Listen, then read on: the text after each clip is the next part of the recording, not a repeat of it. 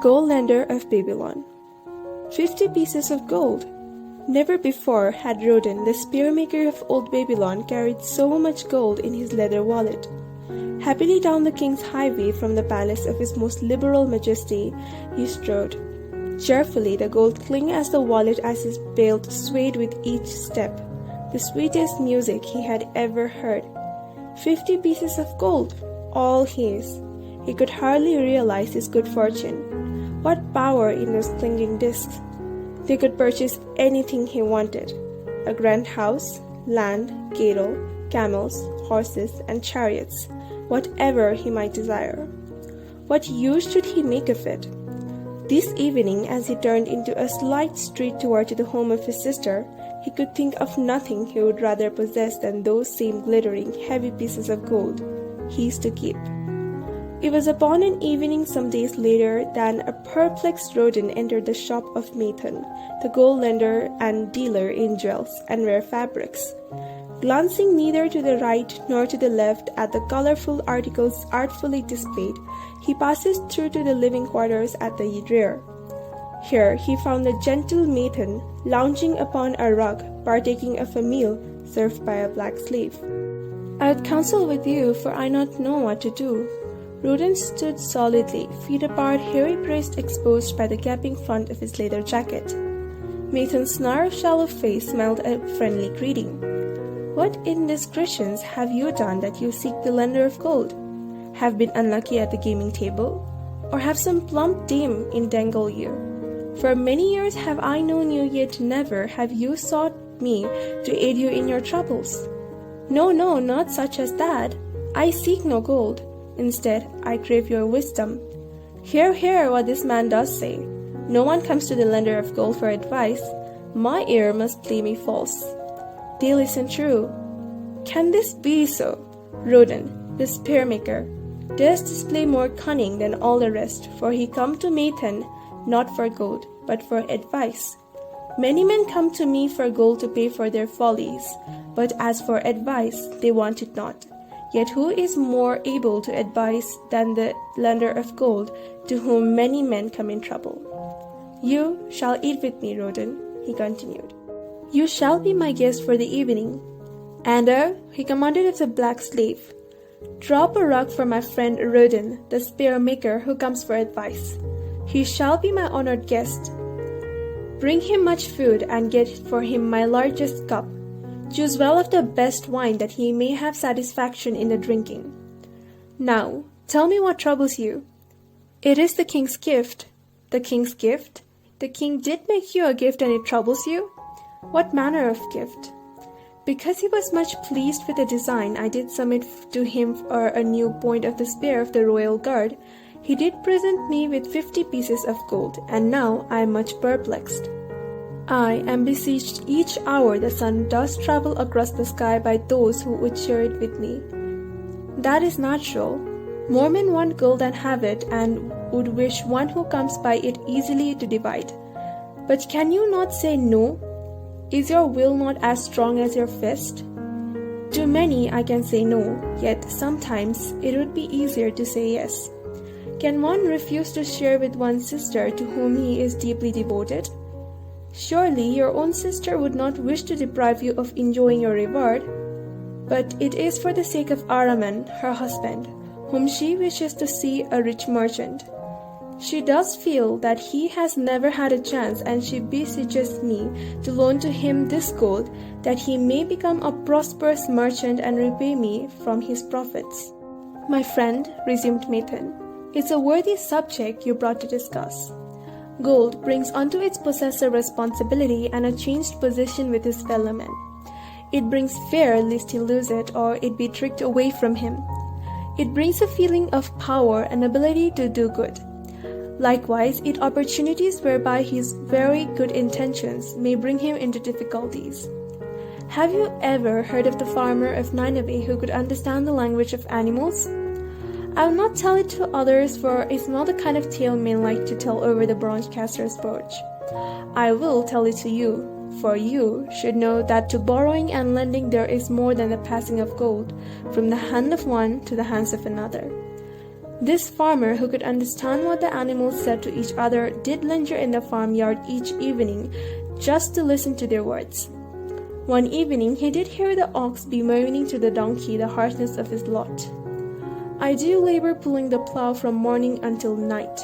No matter how hot the day, or how tired my legs, or how the bough does chafe my neck, still must I work. But you are a creature of leisure. You are trapped with a colorful blanket and do nothing more than carry our master about where he wishes to go. When he goes nowhere, you do rest and eat the grass all the day." Now the donkey, in spite of his vicious heel, was a goodly fellow and sympathized with the ox. "My good friend," he replied, "you do work very hard, and I would help ease your lot. Therefore will I tell you how you may have a day of rest. In the morning, when the slave comes to fetch you to the plough, lie upon the ground and bellow much that he may say you are sick and cannot work." So the ox took the advice of the donkey, and the next morning the slave returned to the farmer and told him the ox was sick and could not pull the plough. "Then," said the farmer, "hitch the donkey to the plough, for the ploughing must go on." All the day the donkey, who had only intended to help his friend, found himself compelled to do the ox's task. When night came and he was released from the plough, his heart was bitter and his legs were weary, and his neck was sore where the bough had chafed it. The farmer lingered in the barnyard to listen. The ox began first. "You are my good friend. Because of your advice, I have enjoyed a day of rest." "And I," retorted the donkey, "am like many another simple-hearted one who starts to help a friend and ends up doing his task for him. Hereafter you draw your own plough, for I did hear the master tell the slave to send for the butcher were you sick again. I wish he would, for you are a lazy fellow." Thereafter they spoke to each other no more. This ended their friendship. "Can you tell the moral to this tale, Rodin?" "It's a good tale," responded Rodin, "but I see not the moral." "I thought not that you would, but there is, and simple too. Just this: if you desire to help your friend, do so in a way that will not bring your friend's burden upon yourself." "I had not thought of that. It is a wise moral. I wish not to assume the burdens of my sister's husband. But tell me, you lend to many. Do not the borrowers repay? Make them smile the smile one whose soul is rich with much experience. Could a loan be well made if the borrower cannot repay? Must not the lender be wise and judge carefully whether his gold can perform a useful purpose to the borrower and return to him once more, or whether it will be wasted by one unable to use it wisely and leave him without his treasure, and leave the borrower with a debt he cannot repay? I will show to you the token's chest and let them tell you some of their stories." Into the room he brought a chest as long as his arm, covered with red pigskin and ornamented with bronze designs. He placed it upon the floor and squatted before it, both hands upon the lid. "From each person to whom I lend, I do exact a token from my token chest, to remain there until the loan is repaid. When they repay, I give it back, but if they never repay, it will always remind me of one who was not faithful to my confidence. The safest loans, my token box tells me, are to those whose possessions are of more value than the one they desire. They own lands, or jewels, or camels, or other things which could be sold to repay the loan. Some of the tokens given to me are jewels of more value than the loan. Others are promises that if the loan be not repaid as agreed, they will deliver to me certain property settlement. On loans like those, I am assured that my gold will be returned with the rental thereon, for the loan is based on property. In other class are those who have the capacity to earn. They are such as you, who labor or serve and are paid. They have income, and if they are honest and suffer no misfortune, I know that they can also repay the gold I loan them and the rental to which I am entitled. Such loans are based on human effort. Others are those who have neither property nor assured earning capacity. Life is hard, and there will always be some who cannot adjust themselves to it. Alas for the loans I make them, even though they be no larger than a pence. My token box may censure me in the year to come, unless they be guaranteed by good friends of the borrower who know him honorable." Nathan released the clasp and opened the lid. Rudin leaned forward eagerly. At the top of the chest a bronze neckpiece lay upon a scarlet cloth. Nathan picked up the piece and patted it affectionately. "This shall always remain in my token chest, because the owner passed on into the great darkness. I treasure it, his token, and I treasure his memory, for he was my very good friend. We traded together with much success until out of the East he brought a woman to wed. Beautiful, but not like our woman, a dazzling creature. He spent his gold lavishly to gratify her desires. He came to me in distress when his gold was gone. I counseled him. I told him I would help him to once master his own affairs. He swore by the sign of the great bull that he would, but it was not to be. In the quarrels he thrust a knife into the heart he dared her to pierce." "And she?" questioned Rodin. "Yes, of course, this was hers." He picked up the scarlet cloth. In bitter remorse she threw herself into the woofrits. "These 2 loans will never be repaid. The chest tells you, Rodin, that humans in the throes of great emotions are not safe risks for the gold lender. Here, now this is different." He reached for a ring carved of ox bone. "This belongs to a farmer. I buy the rugs of his woman. The locusts came and they had no food. I helped him, and when the new crops came, he repaid me. Later he came again and told of strange ghosts in a distant land as described by a traveler. They had long hair so fine and soft it would weave rugs more beautiful than any ever seen in Babylon. He wanted a herd, but he had no money, so I did lend him gold to make the journey and bring back goods. Now his herd is begun, and next year I shall surprise the lords of Babylon with the most expensive rugs it has been their good fortune to buy. Soon I must return his ring. He does insist on repaying promptly." "Some borrowers do that?" queried Rodin. "If they borrow for purposes that bring money back to them, I find it so. But if they borrow because of their indiscretions, I warn you to be cautious if you would ever have your gold back in hand again." "Tell me about this," requested Rodin, picking up a heavy gold bracelet inset with jewels in rare designs. "The women do appeal to my good friend," bantered Nathan. "I am still much younger than you," retorted Rodin. "I grant that, but this time you do suspicion romance where it is not. The owner of this is fat and wrinkled, and talks so much and says so little she drives me mad. Once they had much money and were good customers, but ill time came upon them. She has a son of whom she would make a merchant. So she came to me and borrowed gold that might become a partner of a caravan owner who travels with his camels, bartering in one city what he buys in another. This man proved a rascal, for he left the poor boy in a distant city, without money and without friends, pulling out early while the youth slept. Perhaps when this youth has grown to manhood he will repay. Until then, I get no rental for the loan, only much talk. But I admit the jewels are worthy of the loan." "Did this lady ask your advice as to the wisdom of the loan?" "Quite otherwise. She had pictured to herself this son of hers as a wealthy and powerful man of Babylon. To suggest the contrary was to infuriate her. A fair rebuke I had. I knew the risk for this inexperienced boy, but as she offered security, I could not refuse her. This," continued Nathan, waving a bit of pack of rope tied into a knot, "belongs to Nebador, the camel trader. When he would buy a herd larger than his funds, he brings to me these knots, and I lend to him according to his needs. He is a wise trader. I have confidence in his good judgment and can lend him freely. Many other merchants of Babylon have my confidence because of their honorable behavior. Their tokens come and grow frequently in my token box. Good merchants are an asset to our city, and it profits me to aid them to keep trade moving, that Babylon be prosperous." Nathan picked out a battle carved in turquoise and tossed it contemptuously in the floor. "A buck Egypt, the lad who owns this does not care whether I ever receive back my gold. When I reapproach him, he replies, 'How can I pay when ill fate pursues me? You have plenty more.' What can I do? The token in his father's, a worthy man of small means, who did pledge his land and herd to back his son's enterprises. The youth found success at first and then was overzealous to gain great wealth. His knowledge was immature. His enterprises collapsed. Youth is ambitious. Youth who takes shortcuts to wealth and the desirable things for which it stands. To secure wealth quickly, youth borrows unwisely.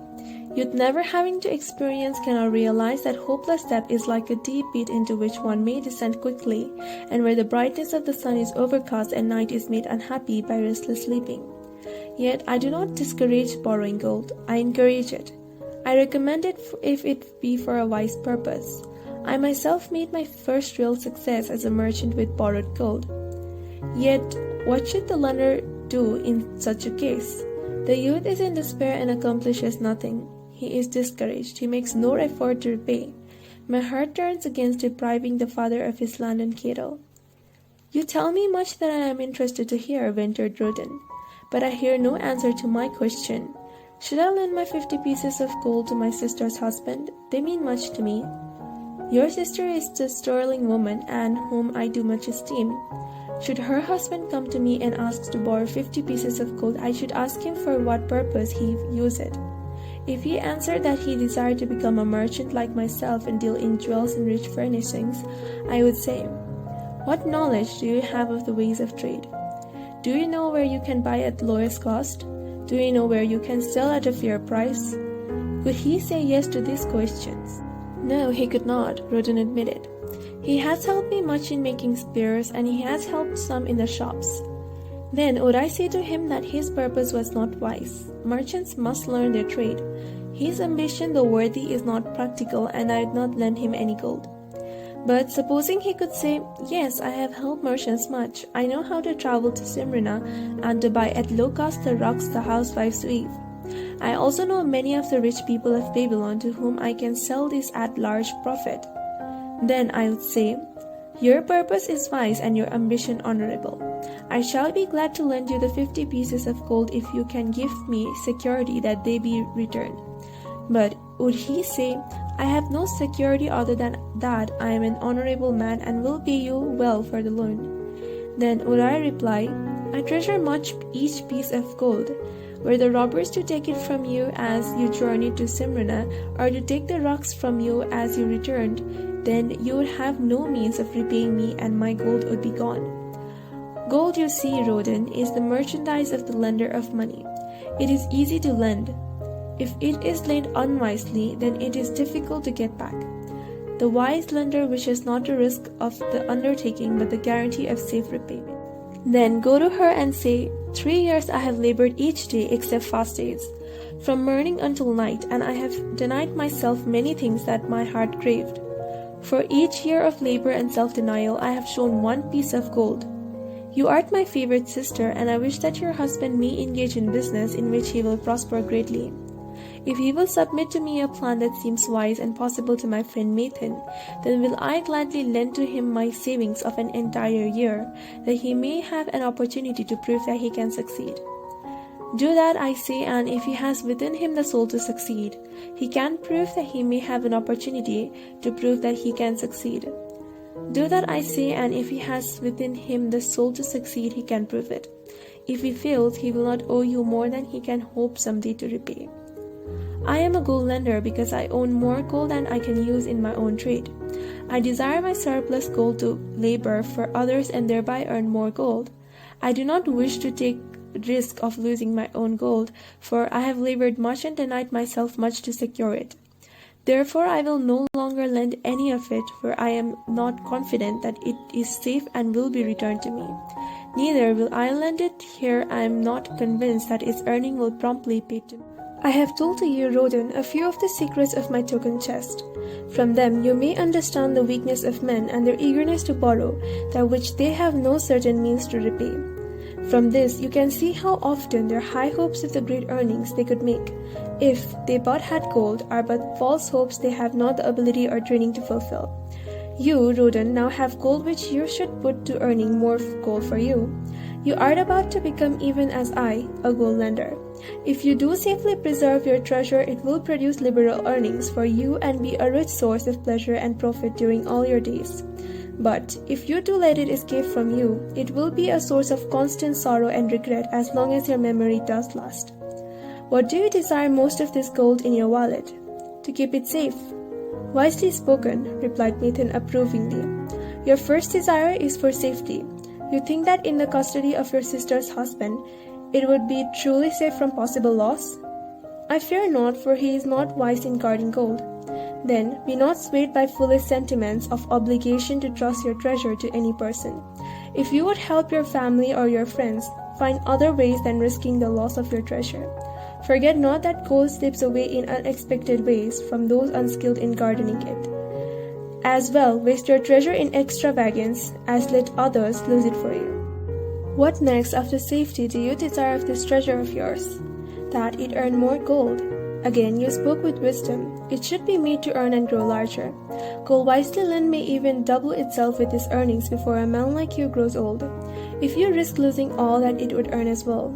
Therefore, be not swayed by the fantastic plans of impractical men who think they see ways to force your gold to make earnings unusually large. Such plans are the creation of dreamers unskilled in the safe and dependable laws of trade. Be conservative in what you expect it to earn, that you may keep and enjoy your treasure. To hire it out with the promise of usurious returns is to invite loss. Seek to associate yourself with men and enterprises whose success is established, that your treasure may earn liberally under their skillful use and be guarded safely by their wisdom and experience. Thus you may avoid these misfortunes that follow most of the sons of men to whom the gods see fit to entrust gold. When Rodan would thank him for his wise advice, he would not listen, saying, "The king's gift shall teach you much wisdom. If you would keep your 50 pieces of gold, you must discreet indeed. Many uses will tempt you. Numerous opportunities to make large profits will be offered to you. The stories from my token box should warn you, before you let any piece of gold leave your pouch, to be sure that you have a safe way to pull it back again. Should my further advice appeal to you, return again. It is gladly given. Ere you must read this, which I have carved beneath the lid of my token box. It applies equally to the borrower and the lender. Better a little caution than a great regret."